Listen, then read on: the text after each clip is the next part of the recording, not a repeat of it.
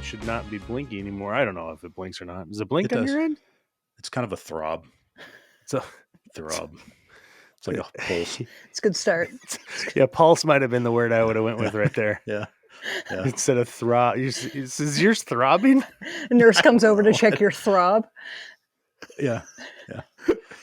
Well, What's the pulse rate?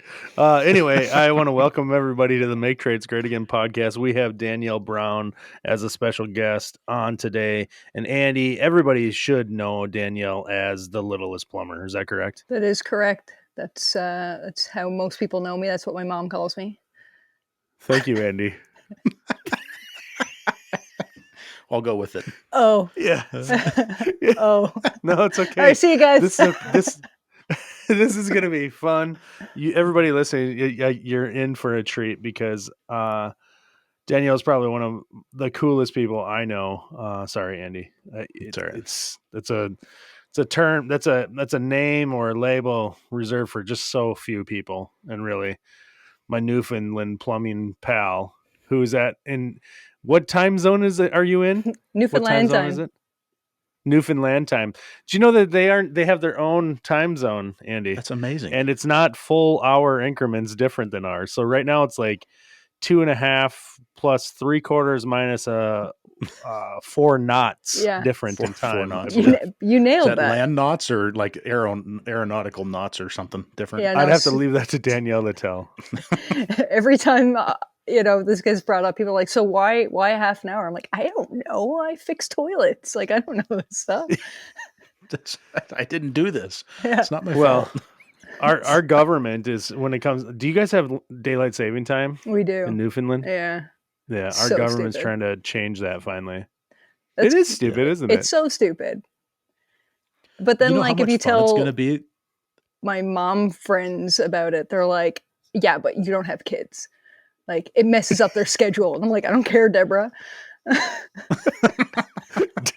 Yeah, Debbie. How fun is it going to be anyway?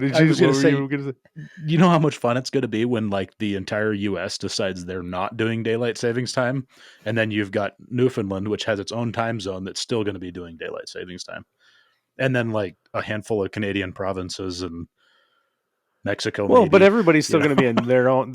I mean, it's not going to affect time zones. It's just going to be our time change or not. Yeah.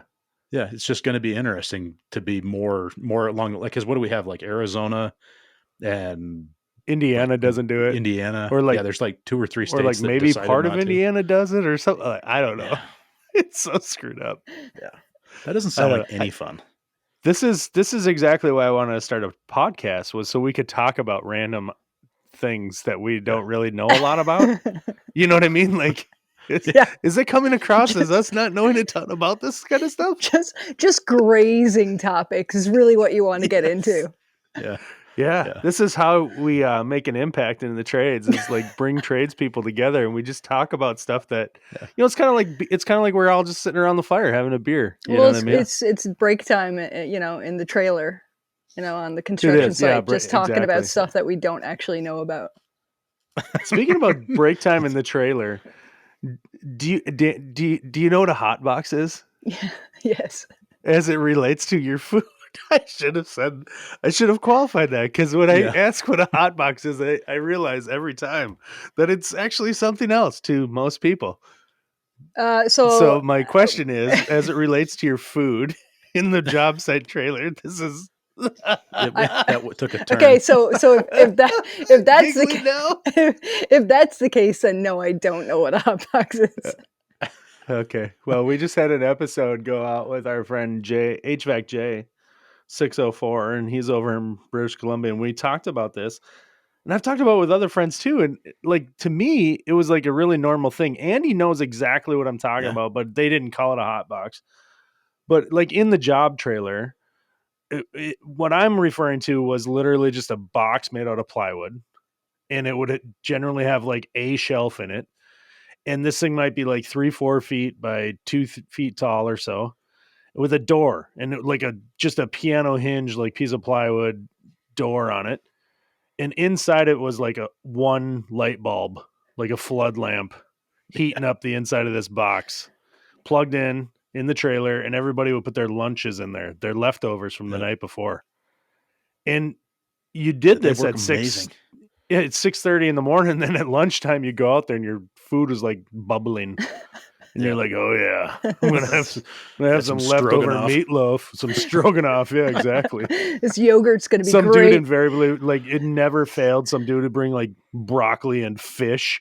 You know what I mean? Yeah. Like, okay, Jim. Just Like, everybody's like, oh. ruin everybody's pizza. Yeah, exactly. Oh yeah. Why does Yeah. my stroganoff taste like fish? You know, That's like right. I don't know. Maybe fish stroganoff's a thing in Newfoundland, but It But, isn't. Gross. so my question then, like, you never have an experience with a hot box like that, huh? No, that's some 3M innovation though. If I was to go back to the construction life, I'd bring that onto the site. I'd be a hero. Yeah, it's pretty sweet to have hot lunch.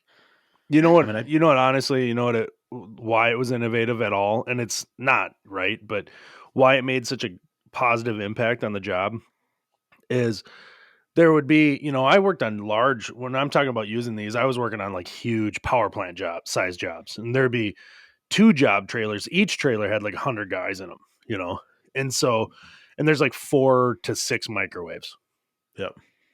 And God forbid you run every one of them at the same time. Otherwise, like the whole town would burn out. That's Right. like apparently microwaves and crock pots are the 2 most powerful, power starving appliances in the entire world. But the hot box made it so you didn't have to heat up your lunch. And that was why they make such a positive impact on job site. I was thinking you were going to make a twist on this and tell me you were bringing lunch in a crock pot, but that's not I did work on a job that like every Friday, this dude would come in with like 2 crock pots worth of food and plug them in at like 6 a.m. And like afternoon coffee break is when everybody would like dig in on it was a meal, like it was real food, and it was obviously after lunchtime, but it just, you're probably working overtime or something like that winter, and we're probably working till like 5:30 anyway. So like at 3:00, everybody would get a plate full of some kind of, I don't know what it was, probably cabbage and goat or something like that, but it was delicious, and it didn't matter because it sat in the crock pot all day long. It warmed you up. Now, for the most part, I work with guys who were just like super negligent. So they would like either never eat or they would only eat like donuts like all day. Yeah. So there was no heating of lunches. I mean, I'm not going to say that I don't just eat garbage food now. This was back when I cared about what I put in my body. I don't believe that. Right. Like mystery food out of a crock pot. It used to always be an adventure to go to the grocery store and be like, oh, what kind of stew can I find? Or what kind of like fancy, canned meal can I get? And now I look at it and go, that was gross. That was horrible. I'm kind of done with the canned meals. Yeah. That's right. Yeah, I don't know. I think I went through a phase where I had a microwave in my van because I had a power inverter.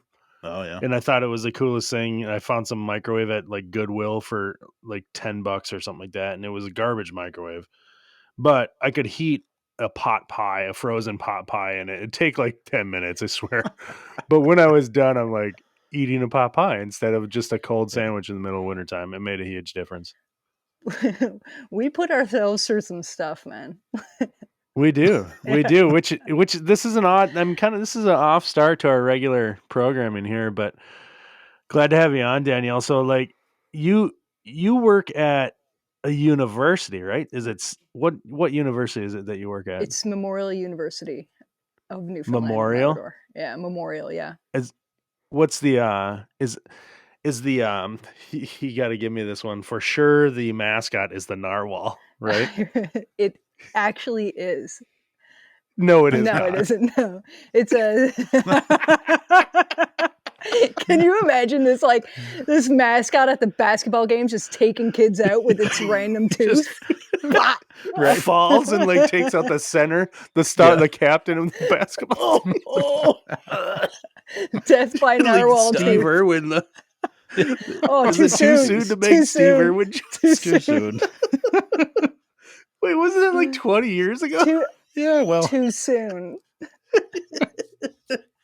Oh my gosh. No, This it's, is I knew this was going to be close to I mean it was a 50-50 shot, Andy, that I was going to just Yeah. be a total moron on this episode because I had Danielle with me to goof off. Heather, when we first met, like actual real life met, she was like, "What is happening?" She's like, Yeah. nothing productive is going to happen with you two in the same vicinity." No. Milwaukee almost separated us. But it's we're the Memorial Seahawks. Oh, the Seahawks. Yeah. Yeah. I'm sure Seattle was like, oh, okay. Yeah, Well, yeah, Seattle totally knows about it. Yeah. Yeah. They heard They're all like, yeah, about we don't us. care. Yeah, whatever. Let them do what they want. They're like, who? Yeah. Yeah. Wait, They're not people even in the live same. there? I don't They have even their own think time our zone. like They're fine. yeah, I don't even think our like, athletes are actually anything good. I think we have like chess teams, and so nobody's heard of us. Mathletes. Mathletes. Yeah. Yeah, It's okay. We shouldn't make fun of people that are smarter than us. It's a collegiate geography B team. You say that as if you were above them. And you're like, which I way didn't is up? qualify. Yeah. If it's up on a map, it's north. I just know That's a it. fact. Everybody knows that. Everybody knows if up is north. No, so you've been at the university for a number of years. Did you go through your apprenticeship there, or did you start out at the university? I started out on commercial, so I was doing plumbing HVAC on commercial sites for the first 4 years of my apprenticeship, and then I popped over to the university and switched to service, and I've been there for 11 years, 12 years. Oh, wow. Yeah. Do you like working at the same place all the time? It's to a point I kind of really do, because, we have around 200 buildings that we take care of. So we've got farms, we've got ocean science research facilities, we've got homes, we've got a med school. So it's not like I'm just like in a school. Yeah. And the campus is actually scattered all over the city. So I'm pretty mobile, and I get to see a lot of different cool stuff. That's cool. Yeah, I mean, I guess I asked that question. I realized like you're not doing the same thing every day. No. So it's kind of you have such a variety, and you're at a university. So one day I've seen you work with glass piping on drainage systems, and then I see you fixing a heating system like on like what looks to be, and I know you're on an island, but like it looks like you're on a separate island. Yeah, like the waves are Alcatraz. crashing up behind you. Yeah. What's that? Like Alcatraz. Yeah. Yeah. No, Exactly. it's where I am.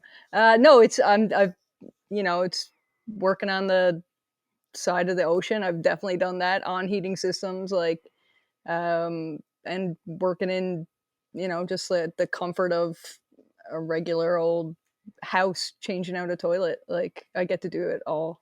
So That's cool. I would love to have that kind of variety. When I was an apprentice, I got to work for a company that had like a sub basement shop satellite from their regular business, right, in downtown Minneapolis, and I got to do what probably was like similar to your daily, where you kind of got a work order and you're like, oh, we're going to do these 6 things today, and it was all over the city, and I actually looked back at that with fond memories, thinking, if I would have stayed, working at a company instead of going out on my own, if they wouldn't have fired me, assholes. But anyway, they didn't fire. They had to let me go. I was shocked. Yeah, it was a staffing issue. It wasn't me. Yeah. It was Okay, them. okay, bud. No, anyway, if I would have stayed with them, I would have had like a pretty cool gig because of the variety, even though I was kind of going to the same place every day, Yeah. Yeah, it's I always tell the apprentices when they like show up, I'm like, if you want, you could learn almost everything, that this island right here has to offer, and plumbing has to offer, like, in Canada right here, if you want to learn it. Yeah. Right. But it's been wild. Have you had a lot of apprentices come and go, or do they usually stick around for as long as Yeah, as they'll take them, or? Yeah, usually once we get them, we'll have them for probably about 5 years. If they're really good, we'll create a job for them. And if they just need to branch out to something else, then they can take their newly found red seal and scram. But for the most part, we keep them for their whole apprenticeship, right? Give them a shot. Yeah, that's pretty awesome. And we've had really good luck, like amazing workers. Like almost every apprentice has been unreal. Well, that might be, I wonder too, if that's, kind of the leadership that's in place, because aren't you part of that leadership team? Yeah, we've got a lot of incredible plumbers. So I can see why an apprentice would stick around, and I can see why they would thrive, because we've got a lot of different guys who are good at different things, but they're all good at teaching, and their patience is incredible. That's cool. I look back to the years when I was training apprentices, and I think I honestly said this the other day when I think it might have been to Andy, but like I had patience then, because I'm not sure that I do anymore. Does that make maybe it's just a matter of not having worked with anybody for so long, but I used to be so patient and like, here's what I want you to do, and here's how I want you to do it. And I'd be like, walk away and be like, they'll get it, and now I'd be like, right over, breathing down the neck. Are you doing it right? The way I said it had to be done? Oh, gosh. I think you'd get over that. Are you pretty finding? Quick. Yeah. Are you guys finding that? Or do you? I guess I don't know. How big is what's the population of the area where the university is at? 500,000. About 500,000. So most of those apprentices are coming from the local area then? Yeah. Or are there people that are coming there? Yeah. Okay. Yeah, because the island wide, it would take like 10 hours to drive across the island. So for the most part, we're all in one populated area. Can you really call it an island if it takes 10 hours to drive? I mean, like... Listen, man, I don't make the island rules, but I'm surrounded by the Atlantic Ocean, so I'm going to say, just hear me out here. Okay. Kind of sounds like a small country. It kind of sounds like a small... Texas wants to secede from the Union, and it takes like 10 hours drive from one side to the other in Texas. So like... We used to be our own country. They're not an island. You used to be your own country? Yeah. We were the last province to join Canada. You couldn't hack it? Is that what it was? Yeah. It turns out that we were like, maybe we do need money. Maybe codfish isn't going to get us through. Maybe pickled herring isn't the currency we thought it was. Turns out the Queen is not exactly funding us as we thought she would. Right. The Queen. Oh boy. Here's more talk about things we know a lot about. I know, that's right? What we do here, and to make sure it's great. Should you be an island? I'm like, you know what? I'm going to call Justin and ask him. Justin. So he's not everybody's favorite in your country. Your prime minister. You know what? For the majority, we would rather him than other people, but it depends on like where you're getting your news to, right? Like anything. Yeah. But if you're talking to if your ears to the street, he's it is garbage. What it is. He's garbage. No, you know what? I don't like him, but I also there's worse to have, so I'm happy. Well, we here in the States, if it makes you feel any better, pick the best and only the best. You guys pick like 300-year-old dinosaurs, like.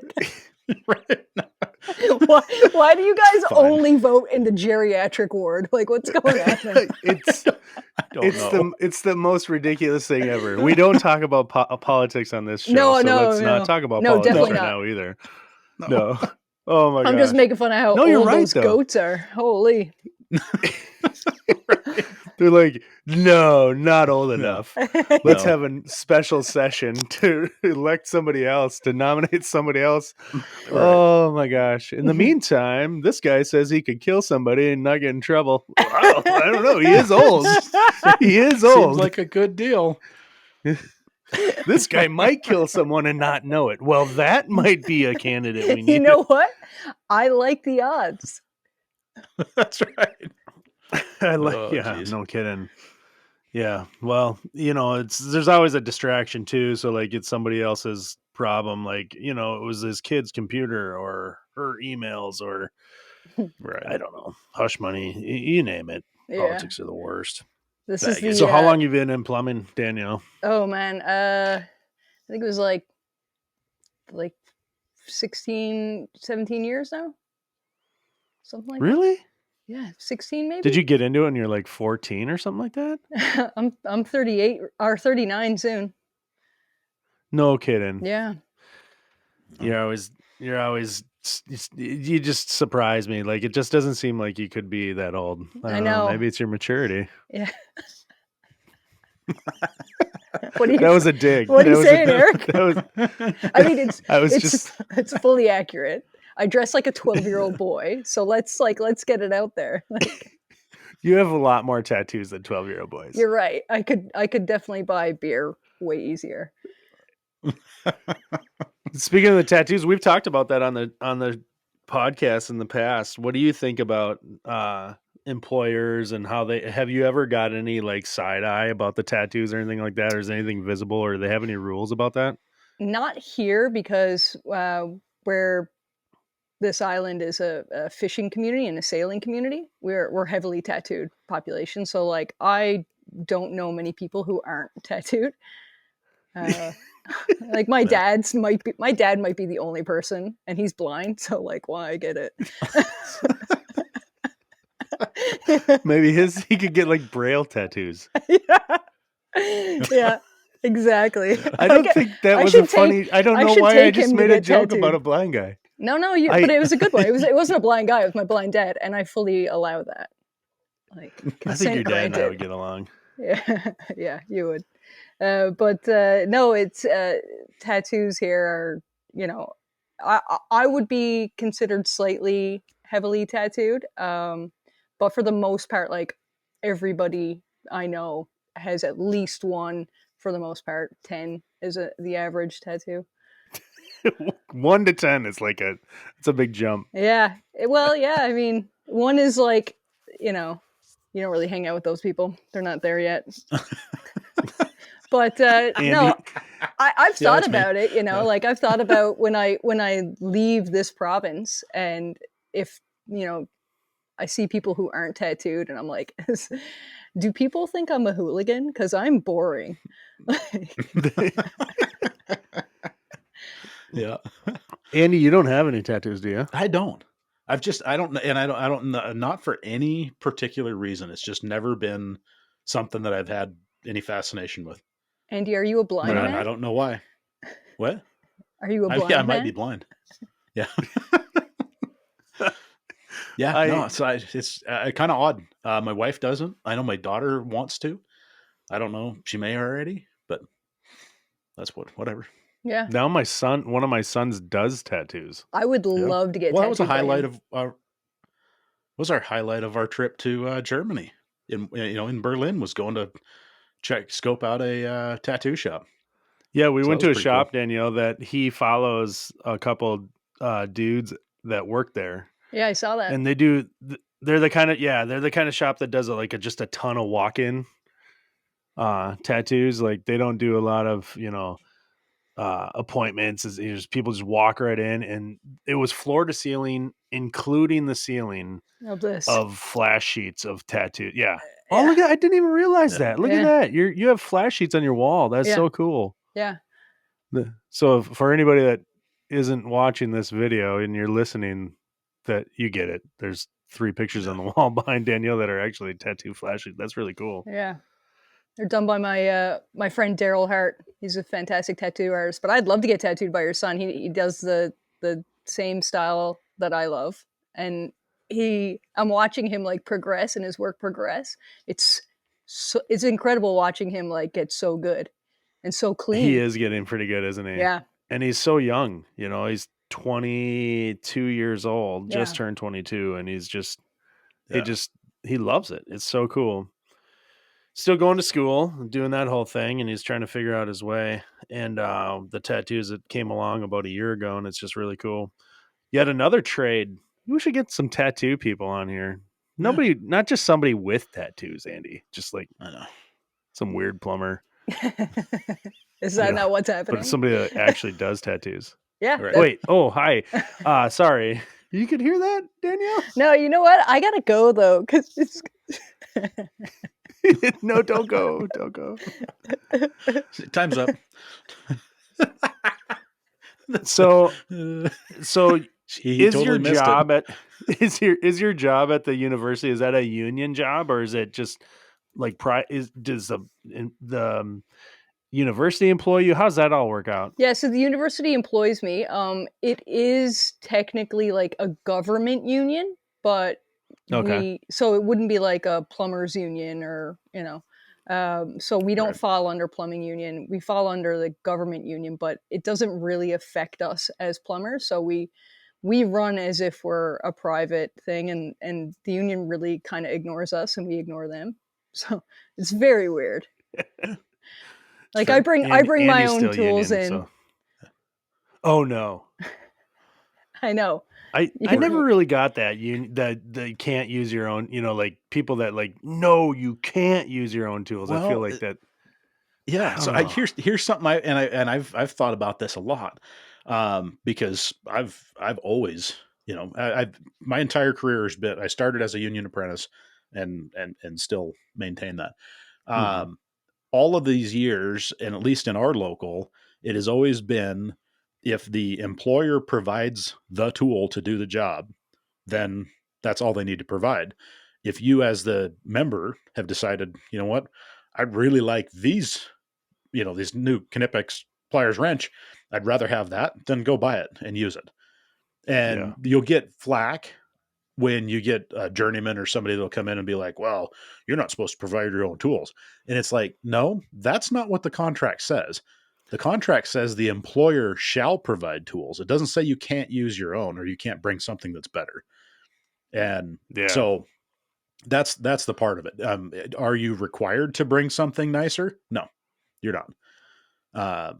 But if that's the case, you're not, also don't have any legs to stand on if you go, oh, well, I wish you would have bought something more than these, whatever Ace Hardware, bubble levels.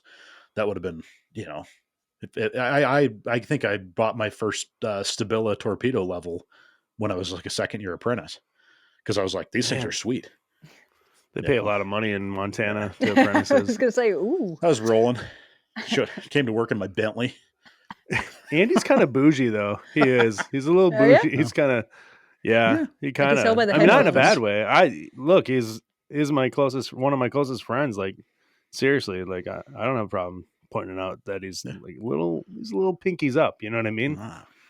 Drink that tea. I drink that tea. I appreciate No, I just that. like give him a hard time. Yeah. He's so yeah, like just that whole thing, like working for an employer that's supposed to provide you tools, or your union contract that says it, and then like, yeah, I think what I guess I was getting at is those guys that are like, no, you can't use your own tools. I think, you know what if I just like my stuff? What if I don't want you touching my tools, Carl? Like I like my screwdriver, Carl. Quit touching it. Yeah. Like, I like expensive tools. I like real nice tools. Like, Heck yeah. Like I can't help that. I think that's what gets some of those people, gets them so chapped about somebody else bringing their own tools, is because then it sets the bar higher, right?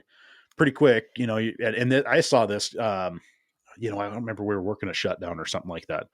And I think I was working service at the time and had a, pretty sweet tool bag. It might have been one of my first Vito bags, was geared up with some pretty nice tools. And I show up on this big commercial shutdown that we're going to do. And I, pull up in my company truck at the job trailer, and, everybody else is dispatched to the job. And I get my Vito man purse out of tools and go walking into the job trailer. And they're like, I don't think so. They're like, and then so pretty quick, the guys are, a handful of guys are like, oh, well, we want, I'm going back to the shop. I want those pliers, and I want this, and I want that. And the shop's like, what the hell are they talking about? right. And I was like, yeah, well, that's mine. Well, you Yeah. should, you're kind of causing waves over there. I'm like, well, tell them to go buy their own freaking tools then, and Right. I don't know. But I think that's a lot of what gets that conversation rolling, is that you'll get, tradesmen or whatever that are like, well, I shouldn't have to go buy nice tools. And Yeah. I go, well, why wouldn't you? Yeah. I mean, this is what you do every day. It's, right? I think it's just one of those scenarios where some people just want to be upset. Yeah. Yeah. Well, that's true. Well, like I remember I was thinking back and back to apprentice. I was talking to my son the other day and we were talking about apprenticeship and stuff like that. And he asked me the question like, "Hey, did anybody ever give you like a really hard time? Did you ever work for a journeyman or something that was just like a total jerk?" And I had to think about it. I'm like, yeah, there's this one guy. It's always this one guy that stuck out. But that's like the easy one. Like I could sit here and complain about that one dude. His name is Greg, by the way. So if Greg ever hears this, I've talked about him in the past. Guy's an a-hole. But anyway, he treated every apprentice like garbage, like a slave almost, and it just stuck with me. I'll never forget that. But it was a lesson to be learned there too. Like I never treated anybody like I hated the way he treated us. But so we're talking about that, and I had to think a little bit harder because I remember, maybe not when I was an apprentice, but when I after I got my license, and the first couple of years when I was young when I got my master's plumbing license, and I started on my own and was able to do stuff on my own. I was like 22, 23 years old.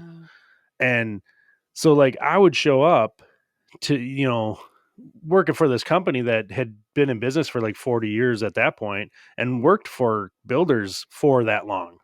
Some of these builders had been hiring this plumbing company I worked for that many years. And, this kid would show up to this 5-bedroom, 6-bathroom, McMansion thing. And we're, $1.5 million house. And at the time and where I live, that was a boatload of money, and here's this kid that, super green to, by the looks of it from this builder. And I think back to that. And then it got me thinking today, like, oh, we're gonna have Danielle on. And like, of course I have to ask, like, does anybody treat you differently because you're a female or anything like that? But I think it's a lame question, or maybe it's not to you, but like at the university, you're taking on leadership roles.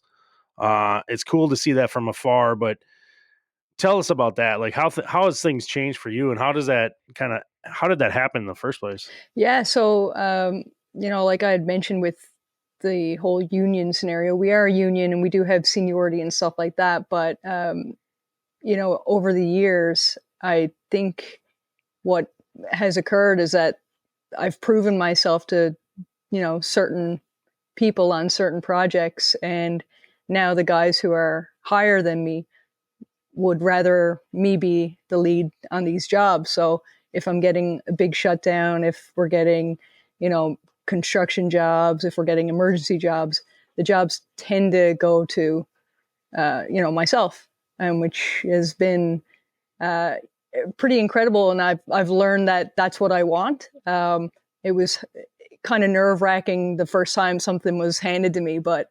nailed it out of the park, and just got an appreciation for how good my guys are, because I could, whatever I said, they could bounce off other ideas off me, and we would just nail it. And I took a step back and I realized I love leadership, and it really breaks down all your guys' strengths, and you just really get to see it from a different angle. And I love it. I don't know I don't know your guys. I don't know your scenario every day, but I can tell you just based off of like a lot of books I've read, a lot of classes I've been in, a lot of teams I've been on, to hear you say that to me is a clear indication that you are the leader that they need too. Like if you can make a team work, it's because they want to work for you, like, and so that's it's more, it's like it, I heard I'll screw the metaphor up or whatever, but like, it's like you're holding a mirror, but the reflection of your team or the leadership in that mirror is like, it's one and the same. Does that make sense? Like you're really a reflection of each other if you're if you're the right people for the job. I don't know. No. I screwed that up. No. It was Eric Clear. Yeah. See that you get I me. get you. I get you. No, but it's, when I watch the guys and we work and we can run into any scenario and any unpredictable thing is going to pop up, and we're still having a blast and handling it. And at the end of the day, I'm just like, leading these guys is the greatest part of my job. That's so cool. Yeah, that's so cool. And you're going to be doing this for quite a while yet. And so to have this opportunity now, I mean, again, we'll go back to how young you are. You're like 14 or 15. Yeah, I'm 14 and a half now. That's right. No, it's so, it's so cool to hear you say that, because I do, like, just from a friend standpoint, I remember the stories where you're like, you could see it in your face. You're like, I don't know if I'm going to make it through this day. Like your first day, like, the boss is like, no, you're in charge today, and I was like, oh crap. I was nervous and excited for you all at the same time too. I think you got a lot of cheerleaders around the world because you've built up a cool following, and you're not just on Instagram though. You're over on TikTok, and I see you like to post on the Facebook. Are you sure you're not like an 80-year-old woman stuck in a? I think I was pretty clear that I am an 80-year-old woman dressed as a 14-year-old boy.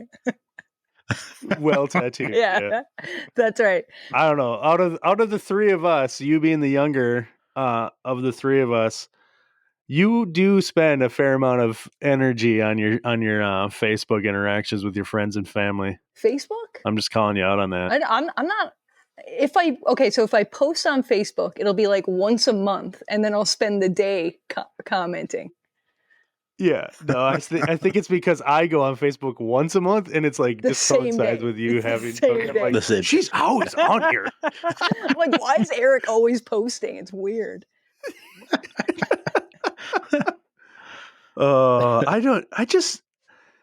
Speaking of Facebook though, and the social medias, you're like, that's just the one place I feel like I have such a poor attitude about. Like, I just don't even.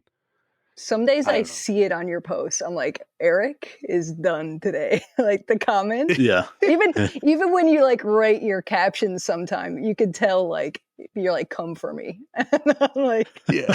And I like go straight to the comment section because I want to see. Yeah, like here we go. Yeah. I'm like, let's see what kind of Eric we're getting today. But oh boy. But Instagram has changed. Instagram has changed. It's become very Facebooky. And you can almost predict before you even post the post, exactly what people are going to say about this part. People are going to try to call you out for this, and then you're going to get the out of nowhere comments that make absolutely zero sense. Like the other day, somebody was trying to tell me that one of those like drainage preheating coils that go causes legionnaires, and I was just like, we got to stop. We got like what is happening online these days? We got to stop making shit up and then just like acting like it's fact. And that's really our biggest problem in society. Yeah. It's the commitment that kills me. I'm just like, hey, you're one Google search away from being right. I've got a guy that I was back and forth with this morning on the amount of time that it takes too long to unclip packouts, like to take a stack apart. And I was like, all right. I mean, that's cool. I don't know what else you're doing. Was his justification as to not having got into the pack out because it takes too long to pull them apart, and they were too expensive. And I was like, okay, well, and I get that. I mean, you know what? Fine, but I don't know. Don't at me because I'm gonna put a van together that's gonna have pack out 7 deep on it. It's gonna be fine. Also, don't buy anything with buttons ever, sir. Like, right. I can't handle it. There was I posted a video of a REMS tubing cutter, and of course it was just too slow for everybody. Somebody's comment, I'm looking for it right now. No thanks. I prefer my carpal tunnel and frayed press seals the way God intended. Because people are in there like, I just use a bandsaw and everything. I'm like, oh my God. Like the amount of like, I've said it forever and so many times, like a lot of times in private conversations, probably with both of you, but like the more wrong somebody is, the more they stick to it. Like the louder they are, like they just like, you know what I mean? Like they just can't help it. Yeah. It's not enough just to be wrong, but like you have to be like more wrong or something. Like I'm the mostest wrong. There was a study done on this like exact type of person, and it's just like it's the real pandemic, because the study had proven that type of person, even when faced with obvious data, they just double down even harder. And just talent, extended and they're like, what is this? Like something that disproves my point, like without an argument? Nope. I'm settling in for the night. Fake news. Fake news. Yeah. That's right. We all know that guy. Oh my gosh. That's awesome. Yeah. That's awesome. Okay, so to wrap this up, I know we could go on and on. I've never done this, but we're going to do it today. So like on the spot, think of your job day to day, what you did last week, what you've done for the last 15 years, what you're going to do this week. What is your like least favorite thing about your job? Urinals all day. Good call. I get on board for with that. every reason. Urinals for every reason. Like I don't even like installing the new ones. Yeah, it's stupid. It's a dumb fixture. It's the worst. I don't fixture. even use them. Yeah, I don't either. I bet you don't even use them either, Danielle. I just got the worst visual. We have so much in common.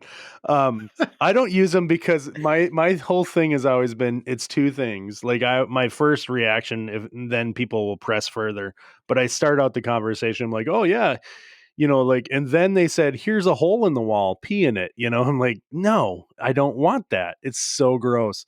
And then when people can't get over the fact that I'm a guy and I basically will go out of my way to not use a urinal. I mean, I will use one, don't get me wrong, but it's because it's my only option and I need to pee like friggin' right now. But I will wait for a stall to open up just so that I don't have to smell the pee, because the pee is going into your nose. You know what I mean? Yes. And that's the thing, is like, to me, you are an evolved human. I would like to think so. Because of that. Because you have seen the worst fixture in the world, and you were like, no, I'm going to do what makes sense. Urinals don't make sense. Insane. I to this day say this is the reason why I dislike drain cleaning.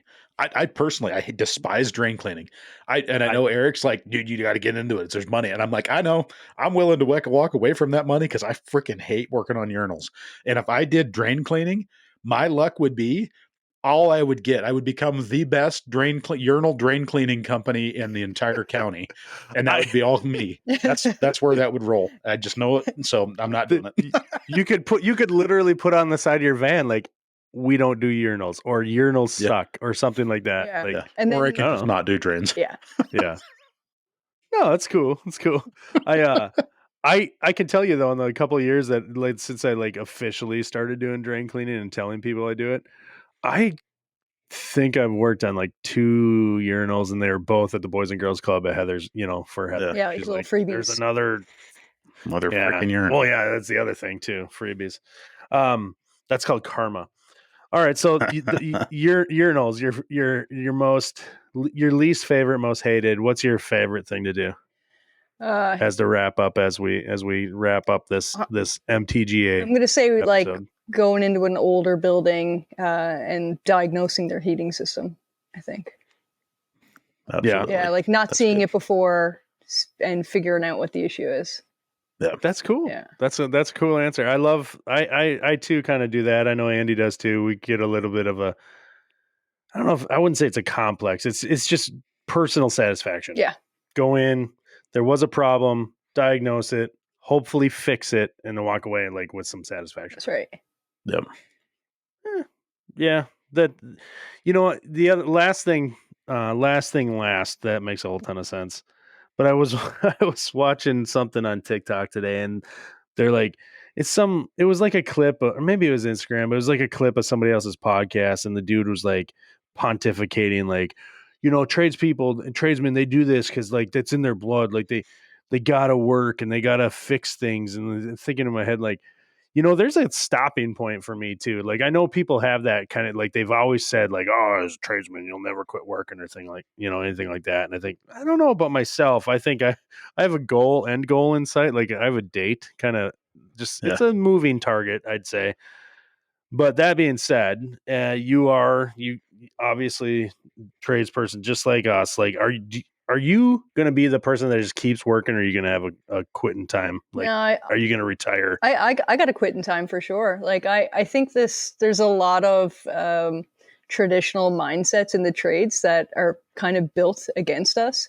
A lot of guys not taking breaks, not going to the doctor, working 12 hours a day, not taking care of your bodies, and having this mindset that you're going to work until you die. I think we're better than that. I think we deserve better than that. And I definitely plan for my future so that when I do retire, I'm going to enjoy my life, and I'm going to be hopefully, and I'm going to be healthy doing it. I'm going to, take care, use my PPE. And when I do retire, hopefully, 60, I'll be able to, go for a jog if I want. Yeah. I believe it's pronounced yog. Oh, it's yogging, is it? Soft J. Yogging at the game.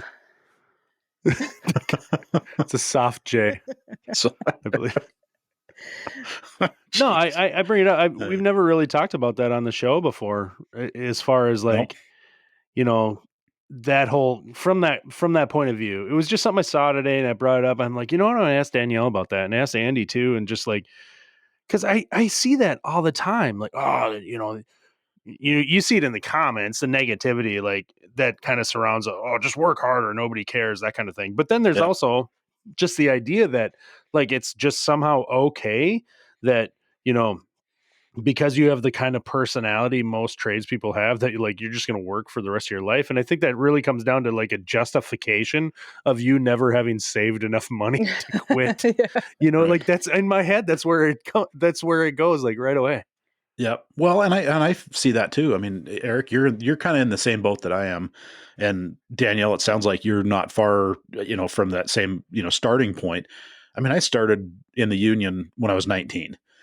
And it's like, I'm looking at it going, at 50, I'll have 30 years in the trade. Yeah. That's a long time to be. That's only 7 years away, right? That's like not a lot of long ways. And I go, well, okay. When I first started, I remember sitting at having coffee with a union operator. And he was there, I don't know, digging ditch for us or something like that. And I remember talking to Irv. He was this old cowboy, ran a backhoe for us. Andy's stories are the best because they're always like some guy named Irv. You're right. Yeah. Irv Gotti was there. Irv wore a silk scarf and I'm not kidding you, like a wool vest type thing, like almost every day. This black cowboy hat that was just filthy, gross. Like that thing had to smell. Anyway, so Irv and I are sitting there having coffee one day, and I think I was an apprentice, and he was like, "Yep, I'm going to be 30 and out," and I was like, or I'll be 80 and out, and I was like, "Well, what do you mean 80 and out? I don't understand that." And at that time, the operators had an 80 and out policy, and if your age and years was 80, then you were out. Well, 2 years before he retired, they changed it to for a couple bucks on the check. They got rid of the 80 and out and said, well, now your retirement age is 60 or 65 or whatever it was. And, and so Irv, he was older guy at that time. I don't know. I don't think there's no way that he was under 60, but it was just, Irv is he was still working. I wouldn't. Yeah. If Irv was still kicking, he's still working, but it just, I look at that and go, well, at 50, I'll have 30 years in. How much do I need to put into it? And that's part of my, where Cheryl and I's investment side of things is right now is let's start saving the money. Cause at 50, I might just want to go, you know what? I'm just going to work for a paycheck for somebody else. And it's going to be consulting. And I'm not, we're not doing this hard wrenching anymore. I don't know.